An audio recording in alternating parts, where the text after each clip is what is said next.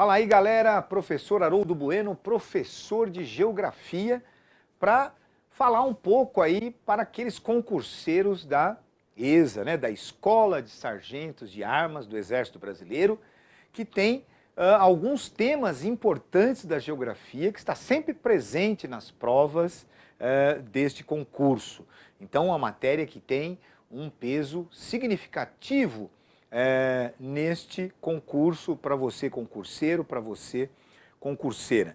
Então, nós vamos falar hoje de alguns temas da geografia do Brasil, né, que são aqueles temas mais cobrados nas provas deste concurso. Então, vamos começar falando aqui primeiro da localização geográfica do Brasil, da sua extensão territorial e da sua posição estratégica. Então vamos começar a aula de hoje, né? Geografia do Brasil para ESA. Olha aí, primeiro, localização e extensão territorial do Brasil. Vocês sabem que o Brasil é o quinto maior país do planeta, atrás da Rússia, atrás do Canadá, da China, dos Estados Unidos. O quinto maior território do planeta, com 8,5 milhões de quilômetros quadrados aproximadamente. Isso faz o Brasil ser, então, o terceiro maior país da América e o primeiro país da América do Sul. Não é? Além disso, olha aí, ele apresenta 4 fusos horários. A sua grande extensão leste-oeste faz do Brasil um país com 4 fusos horários, todos eles atrasados em relação a Greenwich, né? Lembrando que o fuso horário, né, é aquela convenção internacional do final do século XIX que estabeleceu um padrão de horário no mundo, né, colocando o meridiano de Greenwich, GMT, como o horário padrão do planeta. A partir dele se conta a oeste, menos 1 hora a cada 15 graus, e leste, mais 1 hora a cada 15 graus. O Brasil está completamente a oeste de Greenwich, como todo o continente americano. Portanto, está atrasado em horas em relação a GMT. Não é isso? Nós temos 4 fusos horários. O primeiro fuso horário é aquele fuso horário passando lá pela ilha de Fernando de Noronha. Está a 30 graus oeste de GMT. Não é isso? Depois nós vamos ter o segundo fuso horário, que é o fuso horário mais importante do Brasil, que reúne principalmente os estados do Nordeste, os estados do Sudeste e do Sul do Brasil, né, e alguns estados da região Norte, do Centro-Oeste. O terceiro fuso horário, né, que pega ali uma parte também do Centro-Oeste e da região Norte brasileira, e o quarto fuso horário, que está a 75 graus oeste de GMT, onde está o estado do Acre e uma partezinha do Amazonas. É importante, então, que vocês, né, dêem uma olhada no material em PDF e possa entender com mais precisão as características do fuso horário no Brasil por conta da sua grande extensão leste-oeste. Então, 30 graus, 45 graus, 60 graus, 75 graus são os fusos horários principais do Brasil em relação a GMT. Todos eles atrasados, né? Beleza. Olha aí, cortado pela linha do Equador e pelo Trópico de Capricórnio. Então, ao norte, cortado pela linha do Equador, o que faz do Brasil um país com terras tanto no hemisfério norte, uma pequena parte, como no hemisfério sul. A maior parte do nosso território está no hemisfério sul.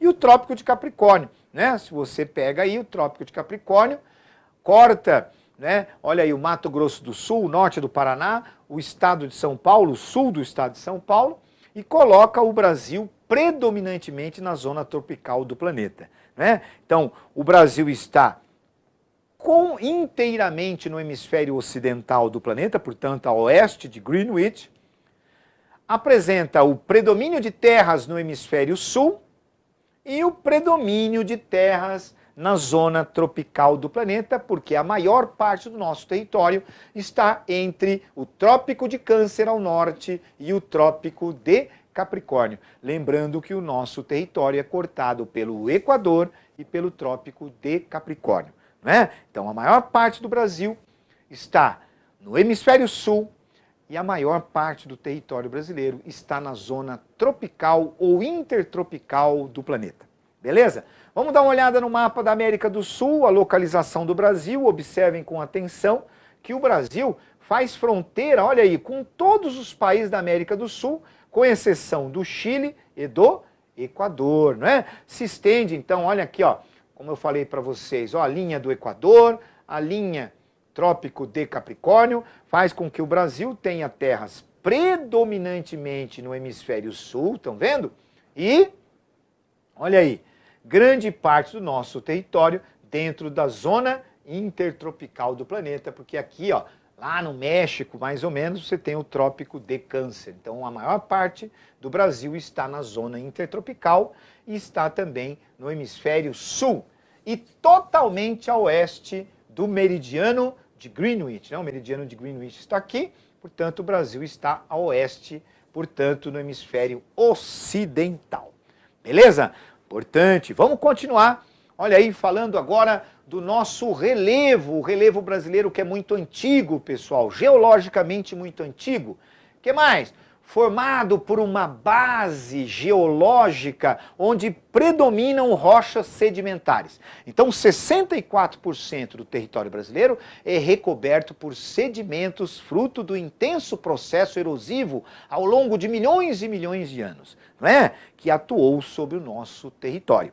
Não é? É justamente nas bacias sedimentares brasileiras e do mundo que nós vamos encontrar o quê? Os combustíveis fósseis, o petróleo, que no caso do Brasil aparece em grande quantidade, onde na plataforma continental, no litoral, especificamente na bacia de Campos, no Rio de Janeiro, no norte fluminense. O que mais, pessoal? Nós temos também a presença de carvão mineral em bacias sedimentares. No Brasil aparece em pequena quantidade, é de baixa qualidade, mas aparece na região sul do Brasil, né? Especificamente entre o Paraná e o Rio Grande do Sul. E também gás natural que aparece associado ao petróleo e está concentrado principalmente também na bacia de Campos e mais recentemente, junto com o petróleo, na grande bacia do pré-sal, não é isso? No chamado pré-sal. Então fiquem atentos a este assunto. O que mais?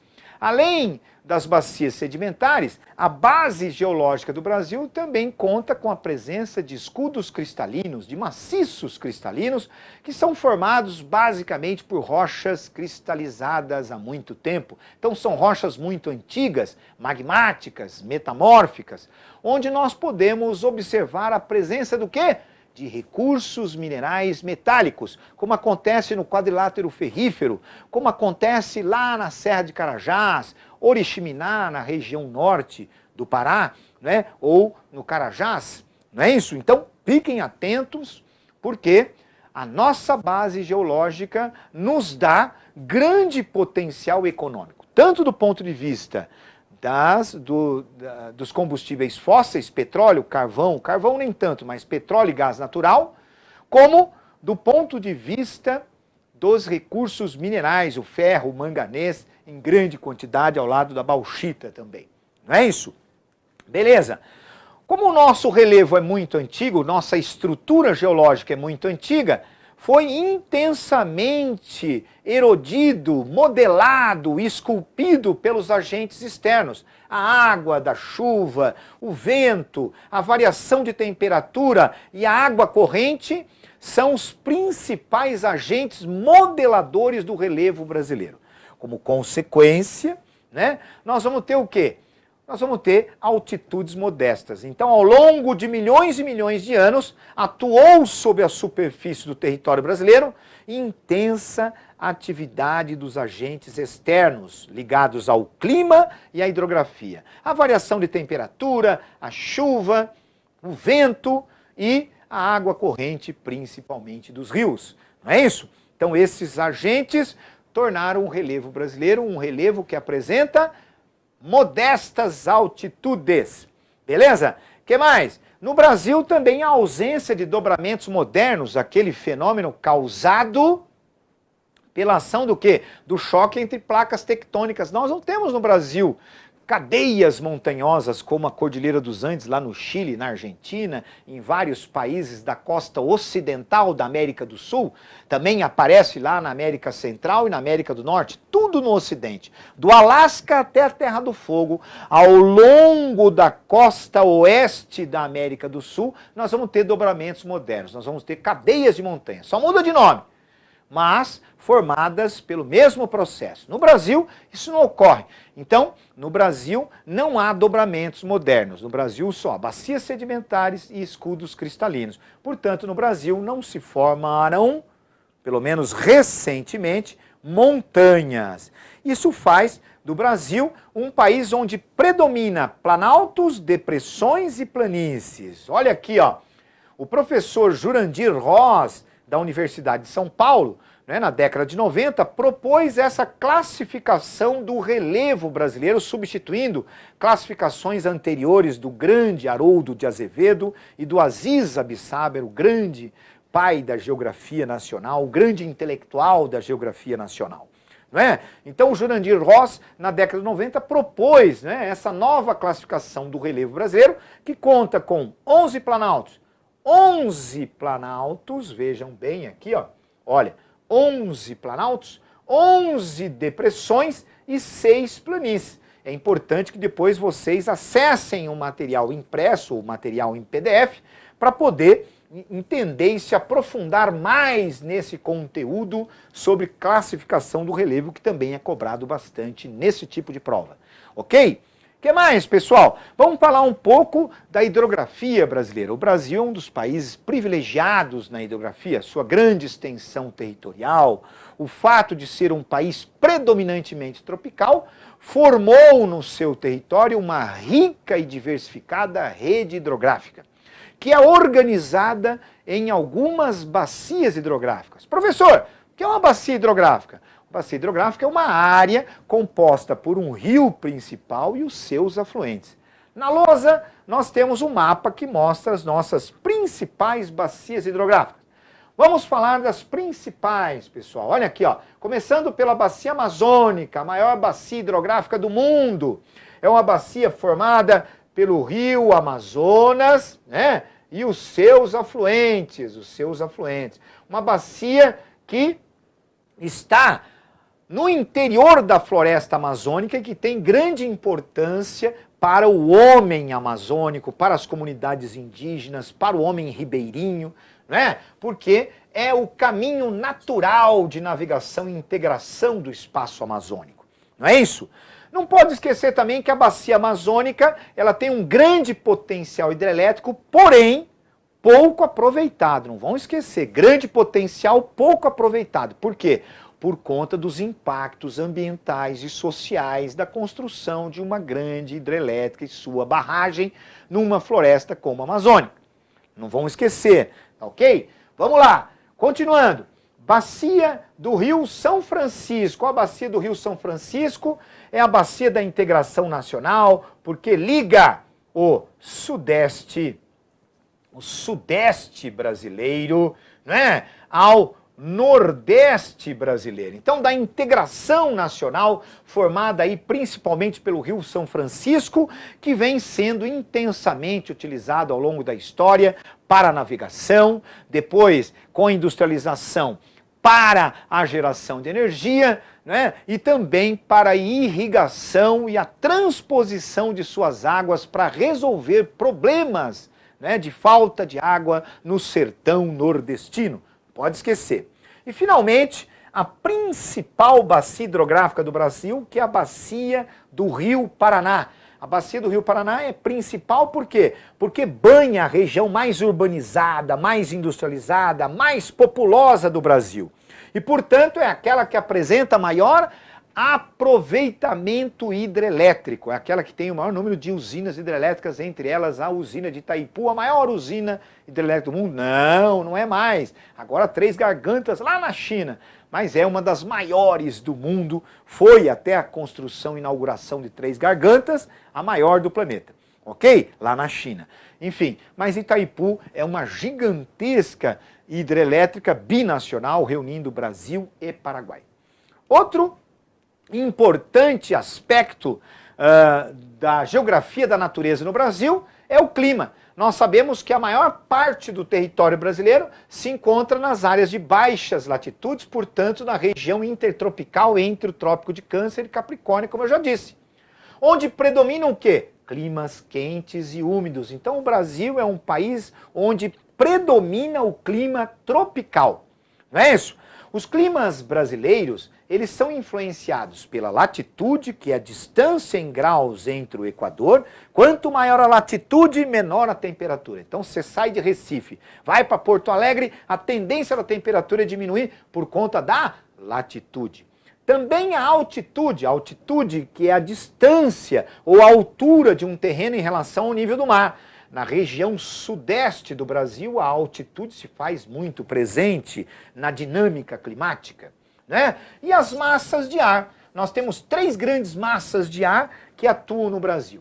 A massa equatorial continental, lá na região norte, importante para todo o Brasil durante o verão. A massa tropical atlântica, que atua no Atlântico, principalmente no litoral brasileiro. E a massa polar atlântica, que é a única massa fria e úmida do Brasil, né? Todas as outras são úmidas e quentes. Essa daqui é a única massa fria que vem do sul, portanto lá da Antártida, e que traz friagem, que traz geadas, que traz frentes frias para a região sul e sudeste do Brasil, principalmente. Ok?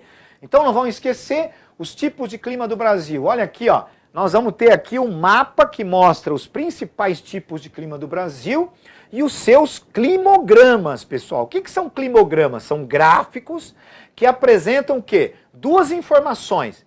Primeiro, as colunas em azul representam a quantidade de chuva ao longo do ano. Olha aqui, ó, os meses do ano aqui embaixo, né?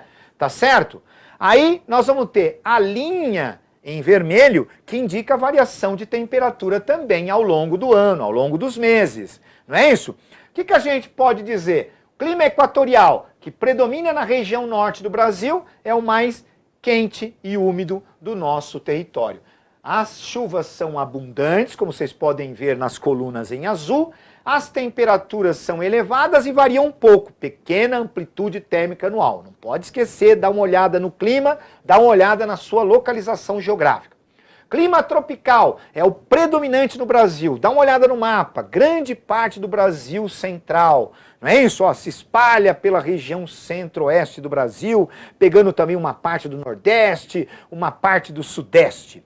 Então, predomina no nosso território, né? O que nós podemos concluir aqui? 2 estações bem definidas, ó. O verão é chuvoso e o inverno? O inverno é seco. Veja bem como chove pouco durante o inverno. Então, 2 estações bem definidas. O que mais? Nós temos também o clima semiárido. O clima semiárido, vocês podem ver, ó. Olha as colunas em azul aqui, ó, como são muito baixinhas, reduzidas. Isso indica que chove muito pouco. E as temperaturas, a linha vermelha aqui, muito elevadas. Então nós vamos ter o clima mais seco do território brasileiro. O que mais? Vamos concluir? Clima subtropical, pessoal. Olha aí, clima com grande amplitude térmica anual. Veja bem como a linha vermelha aqui, ó, ela é aquela que tem maior variação. Então, grande amplitude anual. E as chuvas? As chuvas são bem distribuídas ao longo do ano. Então fiquem atentos à localização geográfica de cada tipo de clima, né? De cada tipo de clima e o seu climograma, porque isso vem caindo bastante nesta prova, ok? Vamos dar uma olhada lá na vegetação do Brasil. Como o Brasil tem grande variedade climática, obviamente tem também grande variação de vegetação, pessoal. Olha aí, floresta amazônica, que é uma floresta, ó, densa, fechada, latifoliada, a maior floresta tropical do planeta, se estende pelo Brasil e outros países da América do Sul. A maior parte dela está dentro do território brasileiro. Não pode esquecer, floresta amazônica é um grande patrimônio ambiental, grande biodiversidade e grande responsável pelas chuvas ao longo do ano na América do Sul. Então, muito importante para o clima do planeta. tá? Por isso precisa ser preservada.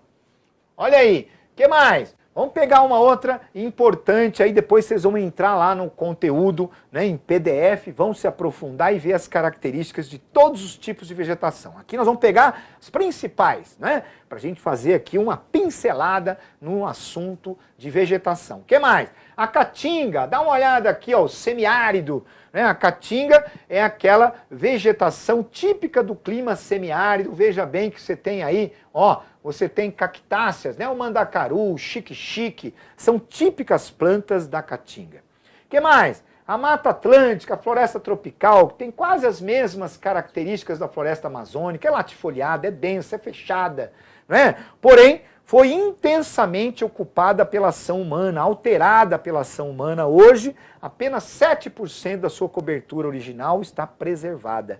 Deu lugar a quê? Deu lugar a plantações de cana-de-açúcar, depois o café, depois a urbanização, depois a industrialização, depois a especulação imobiliária, etc. e tal. Então, a Mata Atlântica é, sem dúvida, aquela que mais sofre, desde o período colonial, pela ocupação do nosso território, desde o Rio Grande do Norte ao Rio Grande do Sul. Hoje, subscrita a algumas poucas áreas do território brasileiro.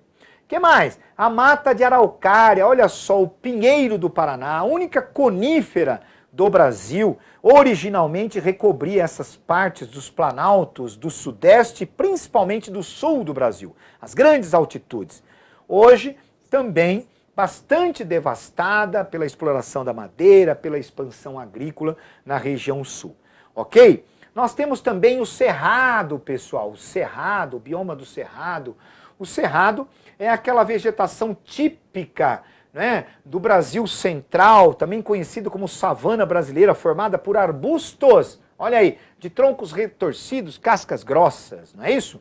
Também bastante ameaçado pela expansão da agricultura de grãos no nosso território. Não pode esquecer, expansão da soja, né, resultou aí no risco de extinção do cerrado, porque é em direção a esta área que a expansão da agricultura mecanizada de grãos está, né, se intensificando desde a década de 70. Beleza? Então é importante, vamos falar um pouco de um outro tema que é bastante cobrado aí na prova da ESA. Por exemplo, a população do Brasil. Vocês sabem que o Brasil é um país populoso. Um país populoso. O que é um país populoso, professor? É um país que tem um número muito grande de habitantes. Então, um país populoso. São mais de 200 habitantes no nosso território. O Brasil hoje é o sexto mais populoso do planeta. Né? Sexto mais populoso do planeta. Atrás da China, da Índia, né? Dos Estados Unidos, da Indonésia e do Paquistão, beleza? Que superou recentemente a população do Brasil, né? Recentemente, tá bom? Recentemente. Apesar de ser um país populoso, o Brasil é um país pouco povoado. O que significa isso, professor? Significa que quando a gente pega a população absoluta do Brasil, pega a população absoluta do Brasil e divide pela área, né? Divide pela área 8,5 milhões, né? Ó, milhões de quilômetros quadrados.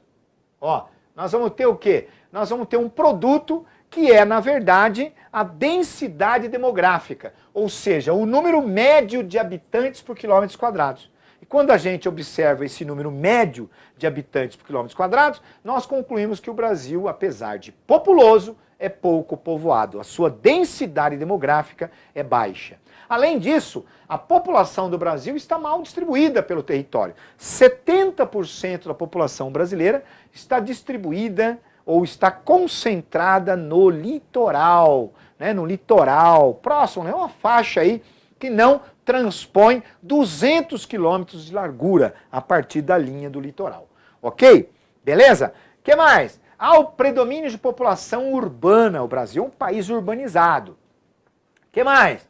Uma outra característica importante da nossa população é a mudança no seu perfil demográfico. Observem aqui, a mudança no seu perfil demográfico. O que tem acontecido com a população brasileira?